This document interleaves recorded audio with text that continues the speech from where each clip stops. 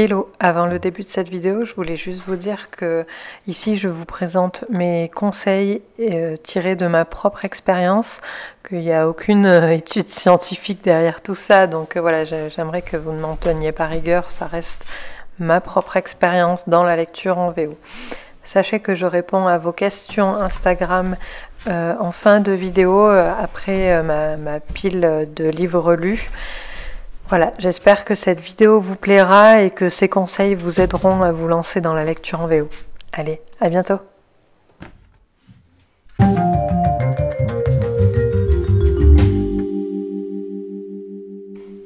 Bonjour YouTube, bienvenue dans une nouvelle vidéo. Ça doit être la vidéo qu'on m'a le plus demandé sur ma chaîne, je pense. Et donc, cette vidéo, c'est comment j'ai commencé la lecture en VO. Donc, en fait, ça m'a été demandé très souvent et j'avais répondu à certains sur les réseaux, à certains en commentaire, tout ça. Et finalement, on en a parlé il y a peu sur le live de Noël, je crois. Et surtout, ça m'a été demandé en retour de ma newsletter d'il y a 2 ou 3 semaines. Et vu que c'est une vidéo que j'ai envie de vous faire et qu'on me pose la question très souvent, bah, j'ai trouvé ça très bien, ça tombe à point nommé. D'ailleurs, si vous n'êtes pas encore inscrit aux histoires de mots, vous avez tous les liens en barre d'infos. On a aussi un petit Discord. Et vous verrez que sur le Discord, notamment, j'ai donné accès à mes stories Insta aux membres le jour de leur anniversaire. Donc ils n'ont pas accès à mon compte Instagram, mais en tout cas, ils ont le droit de me donner les défis qu'ils veulent. Et je me chargerai de les exécuter en story. Faudra pas aller trop loin non plus, quoi. Je me réserve le droit de refuser certains trucs. Qu'est-ce qui m'a poussée à lire en anglais? Donc j'ai fait une vidéo pendant le premier confinement, je crois, où j'explique 5 raisons pour lesquelles je lis en VO. Il faut pas se voiler la face. L'une des principales raisons, c'est le prix, parce que les livres en VO sont bien moins chers. Et 2 autres raisons qui sont vraiment fondatrices dans le fait que j'ai commencé à lire en VO, c'est que on a les publications dès leur sortie, quand on lit en VO, donc on n'a pas besoin d'attendre que ce soit traduit.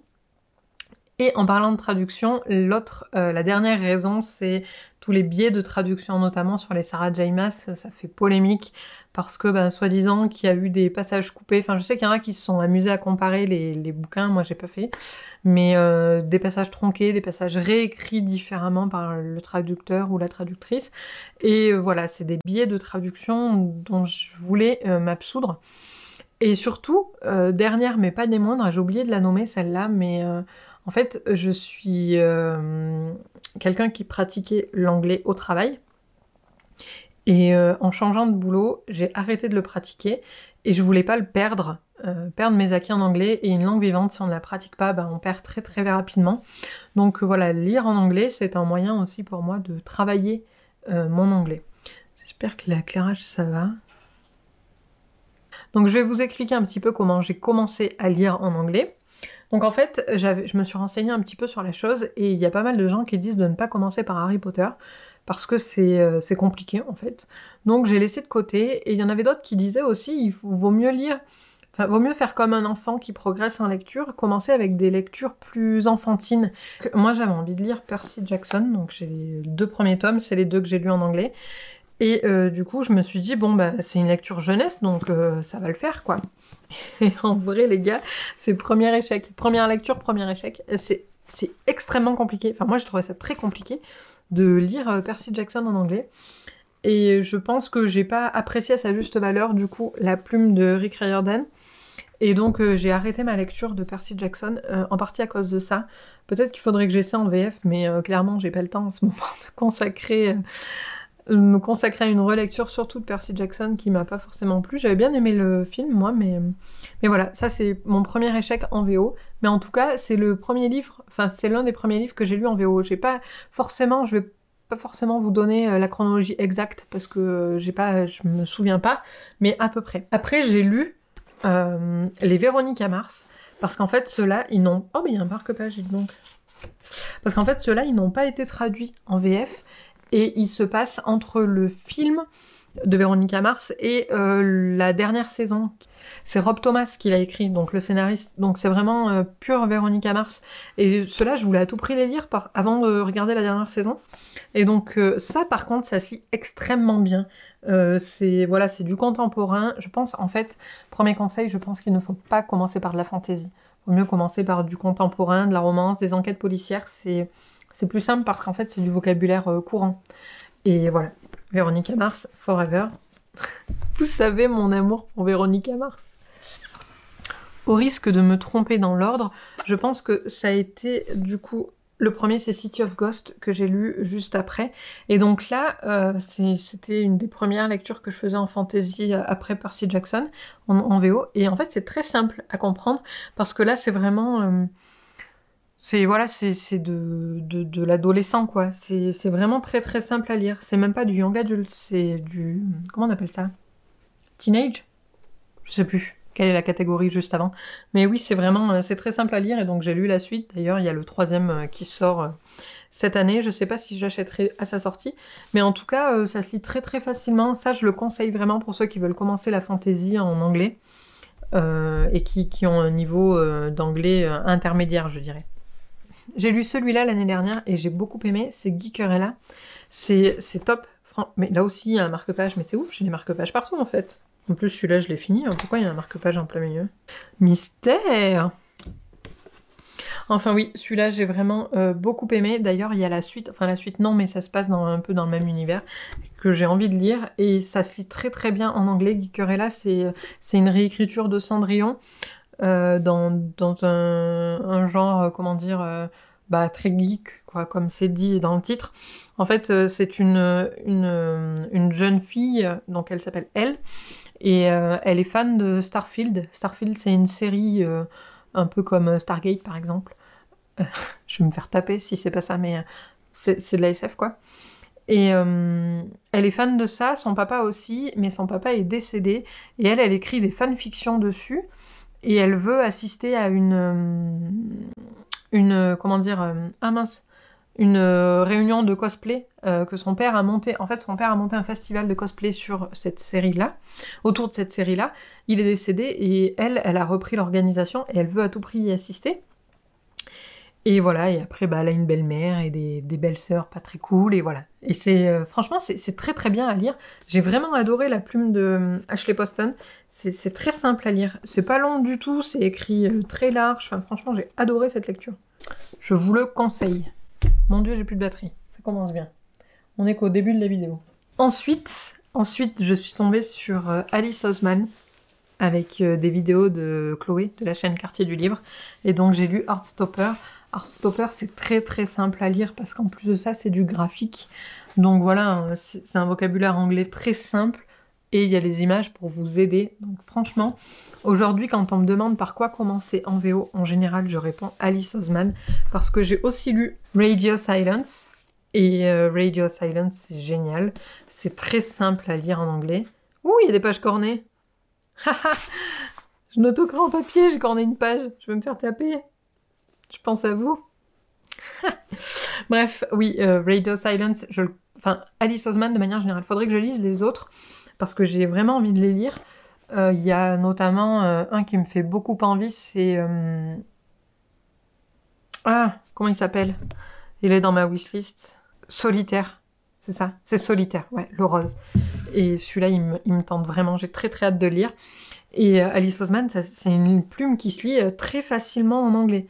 Franchement, en VO, n'hésitez surtout pas à commencer par Alice Oseman. Si vous aimez, c'est du young adulte. Hein. C'est du contemporain young adulte.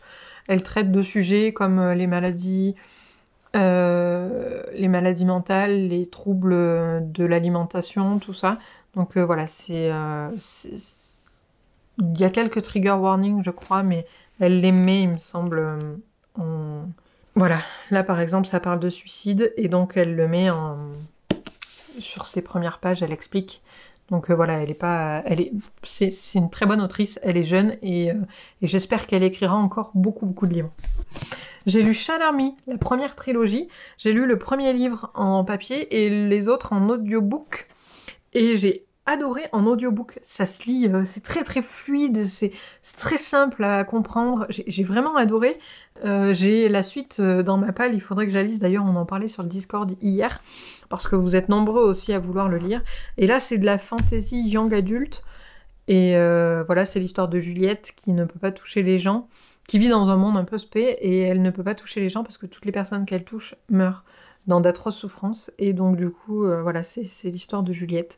Je peux pas vous en dire plus, mais c'est simple en anglais. C'est très poétique, c'est très simple, très aéré, c'est... Voilà, contrairement à Percy Jackson, je veux pas démonter Percy Jackson, hein, c'est une œuvre qui a touché beaucoup de gens et qui est très appréciée, mais en anglais, en VO en tout cas à mon niveau, c'était trop compliqué, alors que Shallow Me c'était très très simple. Ensuite, j'ai commencé et jamais terminé d'ailleurs. Voilà, il y a un marque-page au milieu, celui-là c'est normal, on est à page 150. To All the Boys I've Loved Before. Je l'ai lu il y a 2 ans, je l'ai commencé et je crois que je le terminerai jamais parce que j'arrive pas. C'est simple hein, à lire, hein. Franchement en anglais, si vous aimez la romance, allez-y. Mais moi j'ai vu le film et j'ai vraiment plus apprécié le film parce que là je trouve que c'est lent et c'est too much, on n'y croit pas. Mais c'est dommage parce que pourquoi pas, mais voilà. Si je peux juste vous dire, c'est simple. Si vous voulez lire en anglais, allez-y, c'est vraiment pas compliqué. Et ensuite, on arrive en 2020. Et en 2020, je me suis hypée de ouf. J'ai lu Elantris, ma première fantasy adulte en anglais.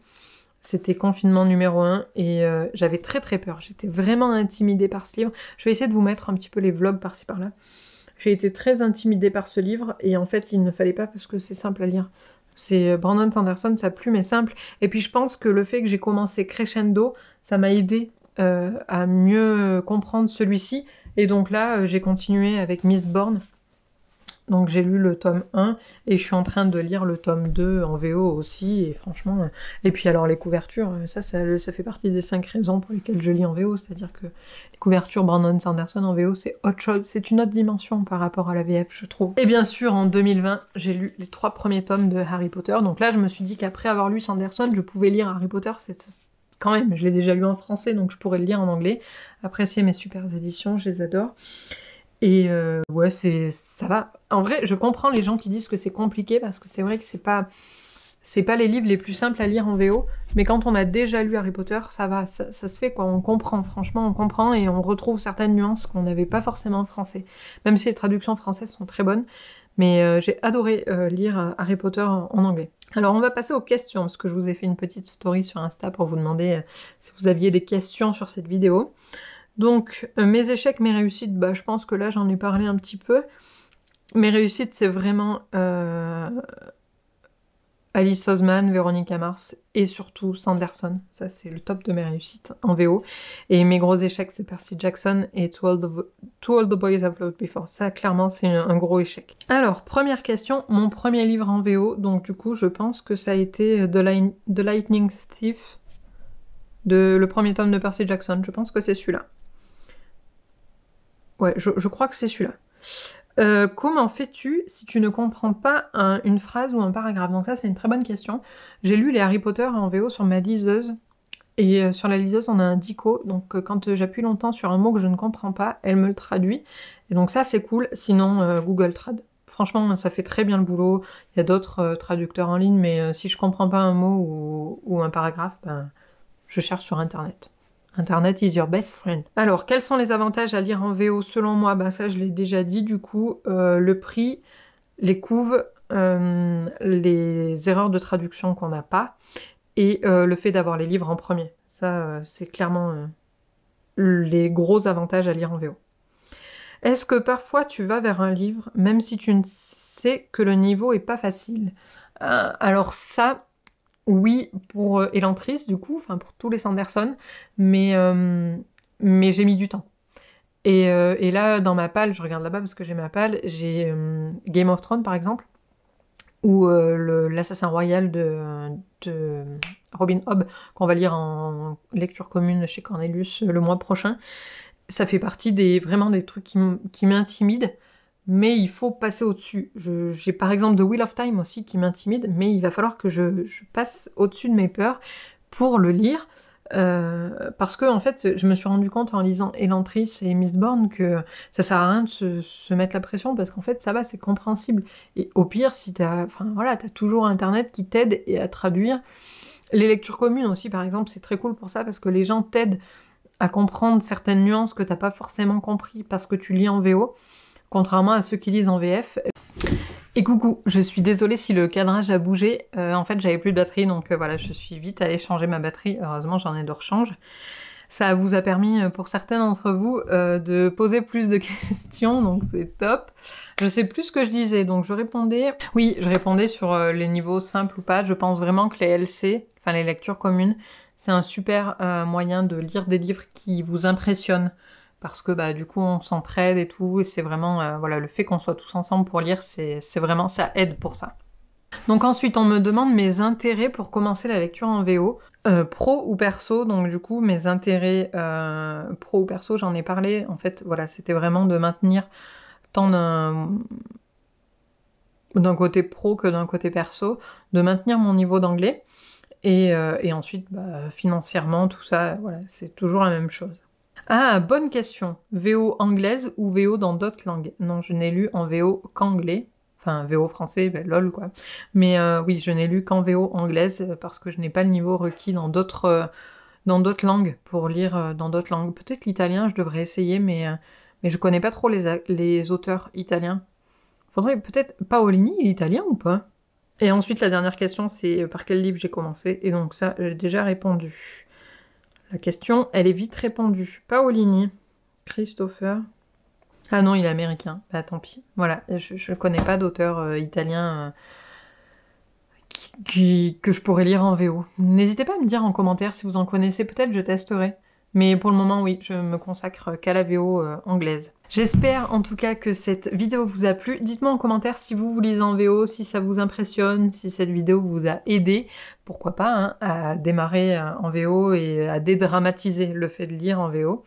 J'espère que ça vous a plu vraiment. N'hésitez pas à mettre un petit pouce vers le haut, ça fait toujours plaisir, ou à vous abonner. Partagez cette vidéo si elle vous a plu et qu'elle vous a aidé, à des amis que ça pourrait aider. Et si vous voulez un petit peu plus de contrôle sur mes stories Instagram, n'hésitez pas à nous rejoindre sur le Discord ou bien à vous inscrire aux histoires de mots. C'est un mail tous les lundis à 18 h. Je vous fais de gros bisous et je vous souhaite de bonnes lectures. Salut!